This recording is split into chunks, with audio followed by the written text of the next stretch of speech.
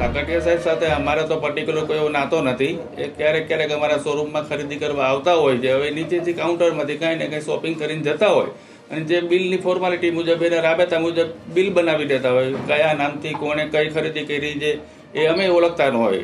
Particular વ્યક્તિગત સાગઠિયા સાહેબ તો ક્યારેક મારી દુકાને આવ્યા હોય એકાદી વખત, તો બહુ આઈડિયા નથી. અને બહુ જૂની વાત છે આ, કેટલા વર્ષોથી કે અમે ખરીદી કરીએ છીએ. હવે ક્યારે કોણ ખરીદી કરી જતું, રોજના 100 થી 150 બિલો બનતા હોય. દરેક ગ્રાહક પોતપોતાના જે કંઈ એડજસ્ટમેન્ટ હોય એ પ્રમાણે નામ લખાવતા હોય. જેની ખરીદી હોય, કોઈના માટે હોય, કોઈ બીજાને દેવા લેવાનું હોય તો એ આપણને ખબર ના હોય અને ખરીદી કરી ગયા છે. અને રોકડેથી ક્યારેક એમને કંઈ જૂનું સોનું બી આપ્યું હોય તો બી ખ્યાલ નથી. ક્યાં નામથી બિલ છે એ બી અમને ખ્યાલ ન હોય. પર્ટિક્યુલર એમના નામના કંઈ બિલ નહોતા, પણ એને કોઈને કોઈ નામથી બિલ બનાવ્યા છે. એમના બધા બિલો એમને સાહેબે પોતે કીધું છે, સાગઠિયા સાહેબે, કે મેં કોઈ બિલ સાચવા નથી. બાકી એનો લુકઆઉટ છે, અમને તો કંઈ ખ્યાલ નથી. એસીબી એ તમારી સાથે શું વાતચીત કરીને તમે શું એસીબી સાહેબે કીધું કે આ સાહેબ તમારે ત્યાંથી ખરીદી આ નામના કંઈ ખરીદી થઈ છે, એના પર્ટિક્યુલર નામથી કોઈ બિલ અમારે ત્યાં બન્યા નથી, ખાલી ચોખવટ કરી છે. ઘરેણા લઈને આવ્યા હતા કે કઈ રીતે? ઘરેણા લઈને અહીંયા આવ્યા હતા એસીબી? ના, ઘરેણાના ફોટા અમને બતાવ્યા હતા, પણ ફોટા ઉપર એટલો બધો આઈડિયા ના આવે. ઘરેણા તો અમને ઘણા, અને રાજકોટમાંથી ઘણી જગ્યાએથી અલગ જગ્યાએથી શોપિંગ કરી છે. એમને ગોંડલથી બી ખરીદી કરતા અલગ. હવે ક્યાંથી કઈ વસ્તુ પર્ટિક્યુલર લીધી હોય તો દાગીનો જોયા વગરનો કોઈને આઈડિયા આવે. અશોકભાઈ, તમારી સાથે વાતચીતનું માત્ર કારણ એટલું છે કે આ બેનામી સંપત્તિ છે. 22 કિલો જેટલું સોનું ચાંદી મળ્યું છે. એમાં રાધિકાનું પણ સોનું છે. તો આ વ્યવહાર છે એ કઈ પ્રકારનો વ્યવહાર, કે બિલથી થયેલો છે કે કઈ પ્રકાર? નહીં, બધું મારે ત્યાંથી કોઈ પણ આઈટમ બિલ વગર નીકળી ન હોય. હવે બિલ શું નામથી લીધું એ અમને ખ્યાલ ન હોય, કેમ કે એ બધું સેલ્સમેનો નીચે બતાવીને નીચે એનો વહીવટ કરી જતા હોય. અમારે ત્યાં બીજું કોઈ એનું એકાઉન્ટ નથી. એના નામના એકાઉન્ટની અંદર કોઈ બિલ પર્ટિક્યુલર બિના નહોતા, પણ કોઈને કોઈ નામથી બિલ બનાવતા હોય જે એની ફોર્માલિટી મુજબ ક્યારે આધાર કાર્ડ, પાન કાર્ડની રિક્વાયરમેન્ટ હોય તો એ લોકોએ આપ્યા હશે. સાગઠિયાના નામે કોઈ બિલ્ડરો સોનું ખરીદી ગયા હોય અથવા તો કોઈ નામો એવા તપાસમાં સામે આવ્યા હોય આપની સાથે? ના, એવું કંઈ નથી.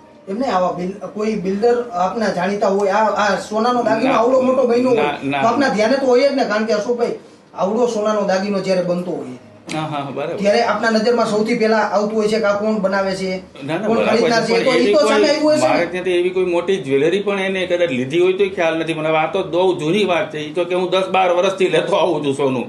દરેક જગ્યાએથી લેતા હોય. અત્યારે આ લોકો પસંદગીનો વિષય જ્યારે બૈરાઓ આવતા હોય અને લઈ ગયા હોય તો અમને ખ્યાલ ન હોય. રોજના મારે ત્યાં 50 શું સિસ્ટમ છે સોનું ખરીદવાની? આપને ત્યાં શું સિસ્ટમ થી ગ્રાહકોને આપવામાં આવે છે? ગ્રાહકો નીચે સિલેક્શન કરી જતા હોય. ક્યારેક સાથે પૈસા લાવ્યા હોય તો ઠીક છે, નહીં તો સવાર સાંજ પછી લઈ જતા હોય. એટલે જે દાગીનો સિલેક્શન કર્યો હોય માર્કેટ ભાવથી એનું બિલ બન્યું હોય અને એને પેમેન્ટ કર્યું હોય. બિલ વગર અથવા રોકડેથી કઈ? રોકડેથી કરી શકે. બિલ વગર મારે ત્યાંથી આઉટ જ ન થાય, કેમ કે હોલમાર્ક કલર દાગીનો કોઈ દિવસ અમે છેલ્લા 10 વર્ષમાં બિલ વગર નથી વેચ્યો.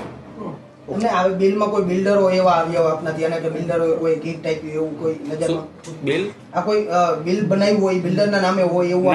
ના, એવું કોઈ ધ્યાન. એમને આ દાગીનો કેના નામનો એ આપણે તપાસવું કઈ ના ખબર પડે ને સાહેબ. બિલ હવે ક્યારે કેટલા ટાઈમ પહેલાનો દાગીનો થી બી ખ્યાલ નથી મને. યાદ છે ત્યાં સુધી છેલ્લા 1.5-2 વર્ષથી તો અમારે ત્યાં કોઈ આવ્યું નથી. બીજાના નામે લઈ જતો એવું બને પોતે બની શકે. તો તમે આવો મારે ત્યાં, તમે કહો મારા બેટી લેવી છે, તમે બિલનું નામ લખાવો, હું બનાવી દઉં, તમે પૈસા આપો.